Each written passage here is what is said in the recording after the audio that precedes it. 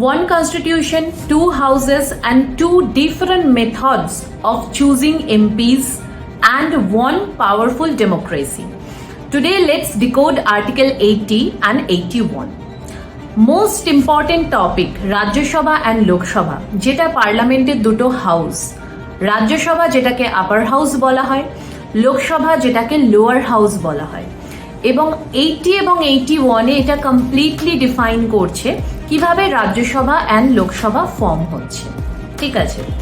এবং প্রত্যেক সময় যে ইলেকশন হয়ে থাকে পার্লামেন্টে, সেটা কিন্তু সাধারণ মানুষ সবসময় করে না।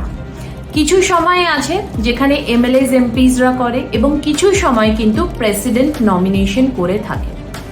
এবার আসছি ফার্স্ট আর্টিকেল 80, যেখানে বলছে রাজ্যসভার ব্যাপারে। তো রাজ্যসভাতে টোটাল 250 মেম্বার্স আছে এবং তার মধ্যে 238 মেম্বার্স কিন্তু রিপ্রেজেন্ট করছে স্টেট অ্যান্ড ইউনিয়ন টেরিটরিজকে, এবং বাকি যে 12 মেম্বার্স আছে তাদেরকে কিন্তু প্রেসিডেন্ট নমিনেট করছে। এবার এই 12 জনকে প্রেসিডেন্ট কেন নমিনেট করছে?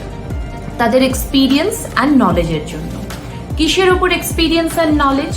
Literature, science, art and social service.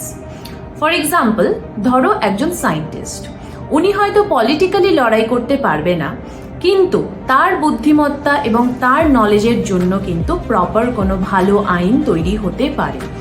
এই জন্য এই 12 জন মানুষকে আলাদা করে প্রেসিডেন্ট, যাদের প্রপার নলেজ আছে, এক্সপিরিয়েন্স আছে, তাদেরকে কিন্তু প্রেসিডেন্ট সেখানে নমিনেট করছে।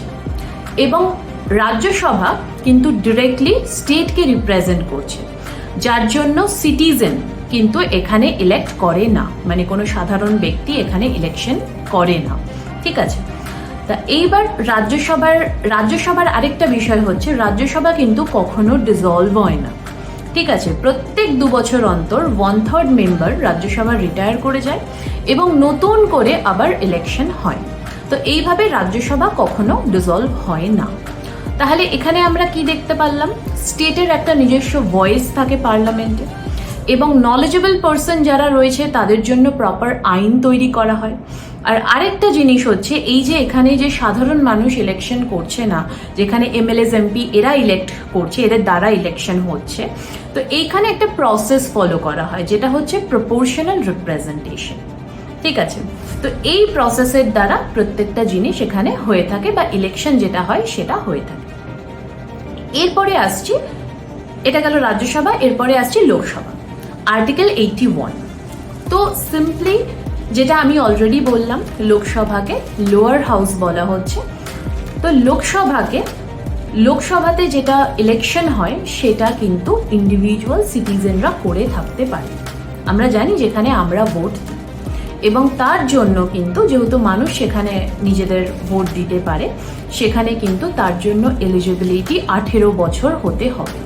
এবং article 81 also Sage representation should be based on population, ঠিক আছে। এবার পপুলেশন অনেক সময় চেঞ্জেস হতে পারে, তো এই চেঞ্জেসের কারণে মেবি রিড্রন থ্রু ডিলিমিশন, এইটার কারণও কিন্তু যাতে একটা ফেয়ার ওয়েতে রিপ্রেজেন্টেশন হয়। তো আর্টিকেল 81 কিন্তু 81-এর যে লোকসভা কিন্তু ডিসলভ হতে পারে। যেখানে আমি বলেছিলাম রাজ্যসভা কখনো ডিসলভ হয় না, লোকসভা কিন্তু ডিসলভ হতে পারে। তো এটা ছিল রাজ্যসভা অ্যান্ড লোকসভা। এইবার যদি এটার মধ্যে ডিফারেন্স দেখো, তো ফার্স্ট হচ্ছে একটা আপার হাউস, একটা লোয়ার হাউস। এক জায়গায় ইনডিরেক্ট ইলেকশন হচ্ছে, এক জায়গায় ডিরেক্ট ইলেকশন হচ্ছে। একটা জিনিস ডিসলভ হচ্ছে, রাজ্যসভা ডিসলভ হচ্ছে না, এবং লোকসভা ডিসলভ হচ্ছে।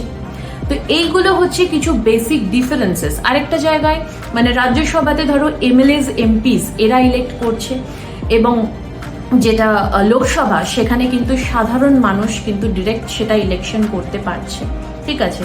এবং আরেকটা জিনিস বলে রাখি, যেটা লোকসভার আন্ডারে, যে India is divided into many constituencies and each constituencies has 1 MP, ঠিক আছে। যখন এই ইলেকশন হচ্ছে, প্রত্যেকটা জায়গা like for West Bengal, Hyderabad, Chennai, প্রত্যেকটা জায়গার আলাদা আলাদা এমপি সেখানে চুজ করা হয় সেই ভোটের মাধ্যমে। তো এই টপিকটা কিন্তু তোমাদের মানে এক্সামের জন্য খুব জরুরি, অবশ্যই এটা আসতে পারে। এমসিকিউ আসতে পারে বা ব্রড কোশ্চেনও আসতে পারে। তো অবশ্যই যদি ভিডিওটা ভালো লাগে ভিডিওতে লাইক করো, কমেন্ট করো এবং তোমার বন্ধুদের সাথে শেয়ার করো এবং অপেক্ষা করো আমার পরের ভিডিওর জন্য। Thank you.